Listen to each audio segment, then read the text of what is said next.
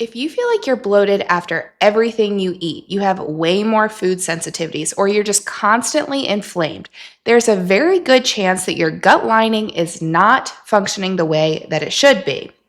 And this is what a lot of people are now referring to as leaky gut. Okay. Little disclaimer here. Yes, I am a physician assistant, but this is for educational purposes only and should not be taken as medical advice. Please always talk to your provider before you make any changes to your health, supplements, or medications. All right, so today we are going to break down in a way that actually makes sense because, leaky gut has kind of become one of those like trendy terms online. But I want you to actually understand what's going on here and how you can fix it. So, your gut lining is supposed to act as a barrier. It allows nutrients to pass through, but it keeps out toxins, bacteria, and partially digested food particles basically out of your bloodstream. When that barrier becomes damaged, those things start slipping through. And that's when you start to see symptoms. So things like bloating, food sensitivities, inflammation, skin issues, acne, fatigue, and even hormone problems. So before we talk about how to heal it, we have to talk about why is this happening in the first place. The biggest driver that I see in my clients, they're usually pretty simple things, but they're things that people are unfortunately doing every single day. The first one is processed foods. If your diet is made up of a lot of packaged foods, refined sugars, additives, all of that is very highly inflammatory to the gut lining. It will disrupt your gut microbiome and it weakens that barrier over time. The second thing is alcohol. Even moderate alcohol intake directly irritates the gut lining and increases intestinal permeability. So if someone is drinking multiple times throughout the week and dealing with bloating or inflammation, this is going to be the biggest one to work on. The third is underlying gut issues. So things like bacterial overgrowth, fungal overgrowth, H. pylori, parasites, if they are present, they are constantly irritating and inflaming the gut lining. So no matter what supplements you take, your gut's not going to fully heal until these things are addressed. Okay, and another big one that gets overlooked is stress. If your body is constantly in fight or flight state, you are not in a state where you can properly digest and heal. Blood flow is diverted away from the gut, stomach acid will get altered, motility will slow down, so constipation, and over time that contributes to inflammation and damage to the gut lining. Okay, and then medications. This plays a huge role. So if you are frequently taking things like antibiotics, NSAIDs, PPIs, these will disrupt your gut environment, okay? And that will also contribute to the gut lining breakdown. So if we're trying to fix this, the first step is not adding more supplements. It is actually removing what is continuing to cause the gut damage in the first place. This is where a lot of people get it wrong. They're taking 5 different gut supplements. They're drinking bone broth. They're, doing all the things. But maybe they're still drinking alcohol every weekend, or they're eating a lot of processed foods, or they take, ibuprofen every day for their shoulder pain. So you cannot out-supplement a lifestyle that is continuing to drive inflammation. So step 1 is removal. If you're serious about healing your gut, you need to cut out alcohol at least temporarily. You need to significantly reduce or eliminate processed foods and focus on whole foods. And for a lot of people, if you're dealing with a lot of these gut health symptoms, I will also temporarily pull out gluten and dairy. Not because everyone needs to avoid them forever, but they can be highly inflammatory to your gut and irritating to the gut lining, especially if it's already compromised. So, little example here, my husband has autoimmune conditions and they have been flaring up recently, unfortunately. So, we have him cutting out dairy and gluten, at least for the time being, until his inflammation kind of calms down. Because as we know, overall inflammation in the body very much has to do with poor gut lining. So this is about creating an environment where your gut actually has the ability to heal. Once you've removed the major irritants, then we start focusing on actually repairing the gut lining. This is where lifestyle becomes very, very important.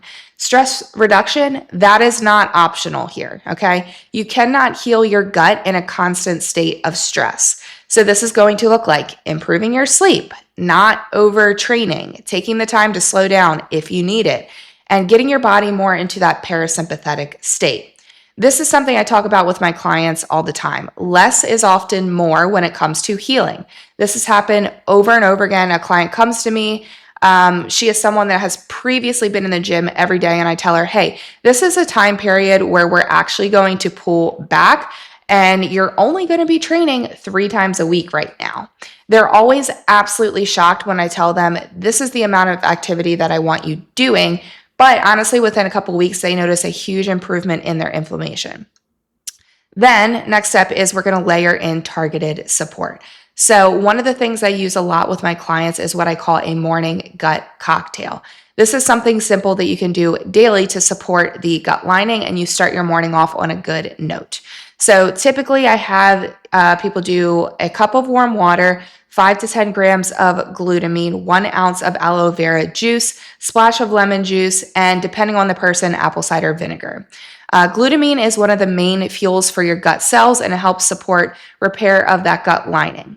Aloe vera, very soothing on the gut and can help calm inflammation. Lemon supports digestion and hydration. And apple cider vinegar can support stomach acid, but I will adjust that depending on the person and what's going on in their gut. If you have active stomach ulcers or active H. pylori, you should not be using apple cider vinegar. Apple cider vinegar can also be stimulatory to the gut, so it's more helpful for people with slow motility or constipation versus people that have more chronic diarrhea. Then we're going to look at targeted supplementation. So zinc carnosine, absolutely one of my favorites for gut lining repair. It has been shown to support the integrity of the gut lining and reduce inflammation. There's a few other things that I like to use for gut lining, but obviously this depends on the person and what's going on with their gut. One is L-glutamine. I already mentioned this in the morning gut cocktail. It's easy just to start your day with the cocktail. Put a bunch of things in there that helps the gut lining and inflammation. But the glutamine helps fuel your intestinal cells and actually helps rebuild that lining. So another is immunoglobulins. So I like Mega IgG, would recommend purchasing this on Fullscript. They help to bind toxins, bacteria, and inflammatory compounds in the gut, and they essentially help clean things up and clean things out of your gut so your gut can heal more efficiently. I also like to use slippery elm and marshmallow root in some cases. These almost act like a coating for the gut lining. So they're very soothing and they can help reduce irritation, especially if someone has a lot of inflammation. And then depending on the case, I often jump to something called Saccharomyces boulardii.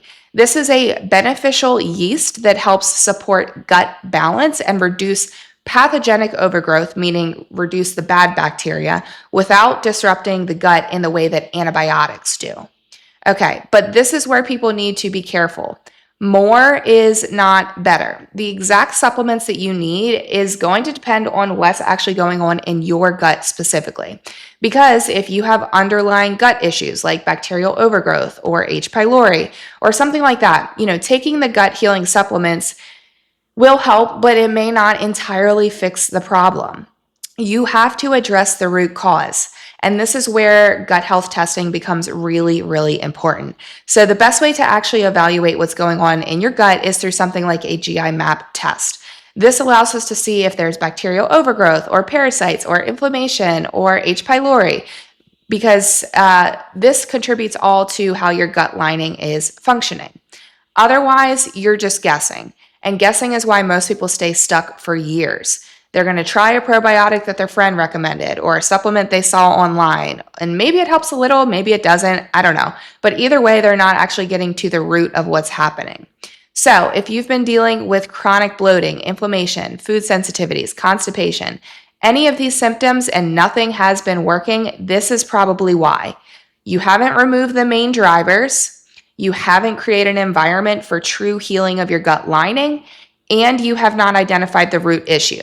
When you actually do all 3 of these things in the right order, this is when people actually have massive changes. Bloating goes down, digestion improves, skin improves, energy improves, hormones start to balance because your gut is foundational to everything. So if you take anything from this video, it is this. Stop just jumping to supplements that you see online or that you think might help. Start by removing what is actually damaging your gut. Support your body with the basics, and then get the right testing so you actually know what to do to fix it long term.